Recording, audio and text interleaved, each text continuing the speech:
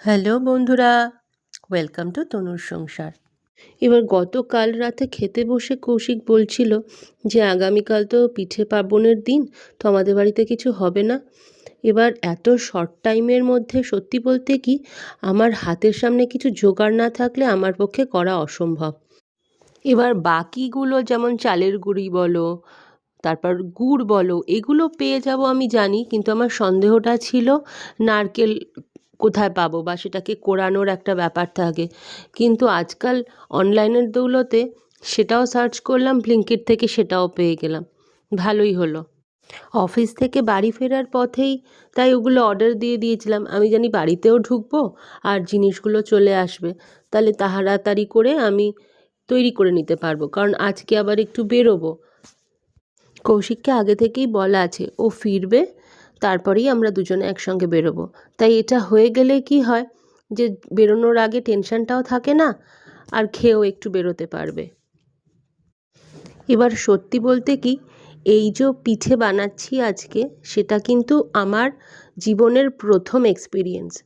কারণ এর আগে যখন আমি এ বাড়িতে বউ হয়ে এলাম, আজ থেকে প্রায় 15 বছর 16 বছর আগে, তো তার বেশ কিছু বছর বাদে, এই ধরো 3-4 বছর কি খুব বেশি হলে 5 বছর পর, আমার শাশুড়ি একবার বলেছিলেন যে তোকে পিঠে হাত করিয়ে দিই, কারণ এদের বাড়ির নাকি নিয়ম আছে যদি পিঠে হাত না করানো হয় তাহলে নাকি পরের জেনারেশন সেটাকে আর বানাতে পারে না।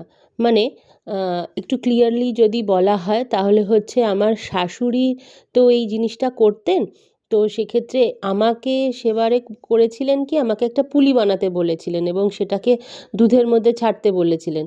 তো এইটাকেই বলে পিঠে হাত করা, এবং সেই জিনিসটা যদি না করতাম তাহলে আজকে মানে আমার শাশুড়ির অবর্তমানে, আমার শাশুড়ি তো বেঁচে নেই, তোমরা যারা আমাকে ফলো করো অনেকেই জানো, তো এই সময় আমি আর এই জিনিসটা করতে পারতাম না। এবার ওই যা লাস্ট করেছিলাম, না ওটাকে লাস্ট বলাও ভুল, ওই আমার প্রথম হাতে খড়ি। এর আগে বাপের বাড়িতে খেয়েছি অনেক কিছুই, বিভিন্ন ধরনের পিঠে, এমনকি আমাদের চিতই পিঠেও হয়, কিন্তু বানাতে কোনো দিনই আমাকে হয়নি। আর আমার মা বেশিরভাগটা করে পাটিসাপটা। আর এই সব সময়ে আমরা যখন আগে বালিতে থাকতাম, মা তখন পাটিসাপটা বানিয়ে নিয়ে আমাদের বালিতে যেতেন। খেয়েছি অনেকবার, কিন্তু মাকেও সেরকমভাবে হেল্প করতে হয়নি।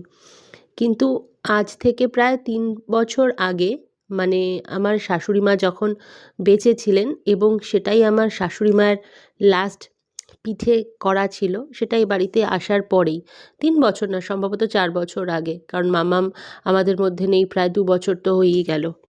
তো সেইবার আমাকে মামাম হেল্প করতে বলেছিল পুলিগুলো বানিয়ে। তো সবটা পুলিই আমি নিজে হাতে বানিয়েছিলাম, আমার খেয়াল আছে। মাম্মামেরও সেই শেষ পিঠে বানানো এ বাড়িতে, আর তাকে হেল্প করা সেই আমার লাস্ট। আর আজকে যেটা করছি সেটা সম্পূর্ণই একা, তাই একটু ভয় তো লাগছেই। কি জানি, কোনো দিন তো বানাইনি, কীরকমভাবে বানাতে হয় সেই যা শাশুড়িকে দেখেছি, বাড়িতেও দেখেছি। ওই চলো, বলতে বলতে আমার এটাও শেষ হয়ে গেছে, আর ওদিকে কৌশিকও চলে এসছে। মা এবারেও বেশ কিছু পাটিসাপটা পাঠিয়েছিল, সেগুলোও রাখা ছিল ফ্রিজে, সবই আজকে একসঙ্গেই বার করে নিয়েছি। কি গো? দুধ পুলি। এটা খাবো। এটা খাবো। আসলে মা যখনই পাটিসাপটা পাঠায়, আগে ওখানেও যখন পাঠাতো এতই পাঠায় যে একদিনে খেয়ে শেষ করা যায় না। দাঁড়াও, কৌশিকেরটা আগে বেড়ে দিই, তারপরে বাবান আর বাবাইয়েরটা বাড়বক্ষণ। আজ যাব একটু বেহালাতে, বেশ কিছু ঠাকুরের মূর্তি কেনার বাকি আছে। এই সব পর্ব তাড়াতাড়ি মিটিয়ে আমাকে এখন বেরোতে হবে বেহালায়। বেশ কিছু ঠাকুরের জিনিসপত্র আর বেশ কিছু ঠাকুরও আমাকে কিনতে হবে আজ। আর এদিকে প্রায় ঘড়িতে বেজে গেছে 8টা। এটা তুলে দিতে হয়। সত্যি আমার চামচটা রাখো। যা, দেখবে গরম আছে। গরম কি? কি হলো, ভালো হয়নি এত মাথা? হ্যাঁ, তো মাথা নাড়ছো কেন তাহলে?